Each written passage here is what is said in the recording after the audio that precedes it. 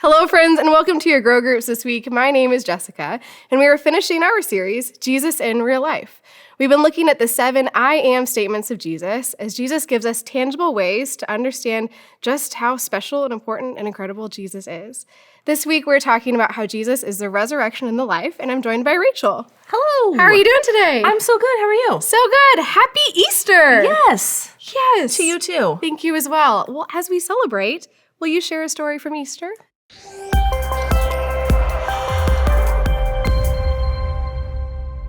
Okay, so I was thinking about this, and I was thinking, what are my Easter memories that we could So I was thinking about how back in the day, I don't know where we were in our life stages, but the youth used to always do the sunrise Easter service. And so we would get here well before the crack of dawn, and we would put on a really wonderful, very small, very intimate service. And then, here was my best part, then I went to breakfast at Corner Cafe. And so I'd put in my time early in the morning, and then I would have my big breakfast before coming back for the next service. So, yes, sunrise service is like a foundational memory for me. I think that's one of the first times I actually got to preach on a stage on a Sunday, right here in what used to be Memorial Hall. And I remember we did a whole drama thing. I got to preach and then be a part of this drama show thing, that my acting career that did not take off. Weird. Weird that happened. Weird. Yes, so my Easter memories are all, really centered here at Platte Woods. Yes, yeah, definitely. That was a really big part of the youth group at that time. That was, who was in charge. So the youth band played, the youth preached, the youth did hospitality. The youth were in charge of everything. So it was a really easy day for me, although I had to be here so early. So early. I don't think that time still exists on Easter. I don't know. It's not in my life. For sure not in my life anymore. I am not an early riser, so that was a real sacrifice, let me tell you. We did it. We survived. Well, I'm curious, as we are talking about Jesus as the resurrection and the life, what do you first think when you hear that Jesus is the resurrection and the life?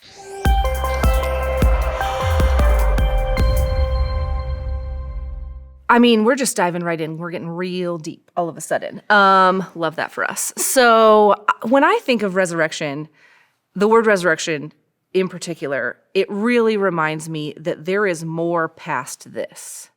That it isn't just we do whatever we do here and then it's done. That there is more, that Jesus came to give us that next step. So that's really what that means to me. Not that, we're all going to be resurrected in what we know right now, but there is a next step that I can look forward to. Absolutely. I don't know why, but as you were saying that, and it's been an illustration coming up, it's almost like in Mario Kart when the road ends. Yes. It keeps going. Yes. This isn't it. Right. And yeah, we don't know what that looks like. I can't speak to that right now, but I do know that there's something else coming. Mm-hmm. And it's got to be better. Oh, for sure. Why would Jesus resurrect if it doesn't just get better? Right. For all of us. Well, and that was the promise, that there are, better things coming, that, that we can continue to look forward to that, even if we don't understand it, even if we don't know it, we can look forward to it. So. Yeah, absolutely. Yeah. Well, in taking that and considering that Jesus is the resurrection and the life, how does this change your perspective on life, suffering, and even death?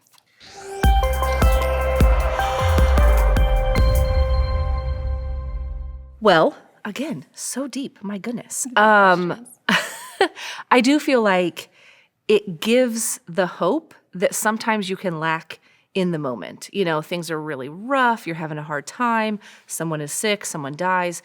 There's a lot of bad and hard, and so there's always that next. There's always something else. And so even, again, if my brain can't understand it, if my humanness can't wrap around it, I can trust that this isn't the end, and that even in death, my dad passed away 5 years ago.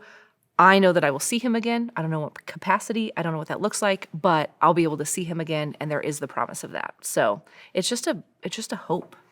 Oh my gosh, yes. I think might get a little personal here, but the way that my parents died was just under a year apart from each other. Yep. And so Easter's the one holiday that we went from, I had 2 parents one year and the next year had none. Right. But it was almost poetic that, because if it was Christmas, that's a whole other story. That's a hard holiday. Right. But for Easter, it was this almost like holiday of mercy when you see, because both of my parents had suffering lives at the end. Right. And it's when you like see death almost feels merciful on this side. And Easter felt like a holiday of mercy in a weird way. No, I totally understand that. It is you focus on this is not the end. There is what we humans think of as a solid end, and then Jesus shows that that isn't the end, that death isn't the last stop. Death isn't the last word. And so it really is that time of kind of reframing how we see things as frail human bodies. Right. And you don't want to see, like, you kind of almost lose in that moment the good memories, the decades of good memories to see that pain. Right. But then to know, like, oh, but this is just the beginning Right. of this, like, full resurrected life with God, without pain. And so, yeah, holiday of mercy. I might carry that. I love that. Yeah, that's a good one. Yeah, thank you. Well, then, so as we've been going through questions in this series, we've been trying to carry on tangible steps each week to help us remember Jesus as he gave us these tangible illustrations. So, how can you look for God in the most ordinary of things?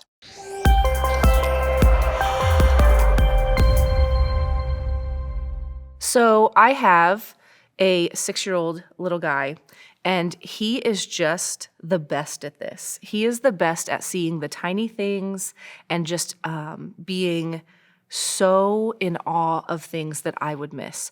And so what is happening right now in our weather is that it's been a little bit warm, and so some flowers are starting to kind of poke out, and some leaves are starting, and like his excitement and his joy in seeing that is something that, I drive by trees all the time and I don't even think about it. And his excitement, he came in the other day, we had one flower that popped up in our front planter, and he was like, "Mom, you gotta come see." So I had to go out front and see. And it was just such a reminder that we do get really busy and we do miss those tiny things, those tiny moments of rebirth, those tiny moments of joy and hope in the day-to-day. And so he is just a great reminder to me to just stop and literally go outside and smell the flowers. That's such an Easter story. Come see. Right? The tomb is empty. The flower is alive. I'm not kidding. I was sitting there. I was at the table on my computer, and he was like, "No." And he was not going to leave until I came out. I was like, "Okay." The mom thing where I'm like, "I've got stuff to do, man." But he was so adamant, and he wanted to share it. And so there was my like, all right. That's my reminder from God, like, oh, yes, we should be more excited. We should be kind of looking for those things. So I love that. I have found that with my plants, like watching my peace lily come up. 'Cause Right. It's just been a beautiful green plant, and that's fine, but it's starting to actually bloom for the first time. And I get to like cheer for it. I never thought I'd be cheering for the plants in my home, but here we are. Sure. Because what a cool miracle it is that I've kept it alive. That's truly, in my house, that would be it. But yes. Yes, it's seeing my niece grow up. It's, man, children and plants and animals. I feel like they just remind us of life is so much more than the things that we feel like we get caught up doing. But isn't that the story of like Easter, springtime anyway? Is just that newness and that freshness. I mean, it all ties in together so well. So great. I love it so much. Well, thank you so much for joining us this Of week, course. Rachel, and celebrating Easter together. Yes, thank you all for joining us in your Grow Groups this week. We're prayerful for you as you continue to share your Easter stories and your memories and care for one another, and we can't wait to see you for our next series. Take care.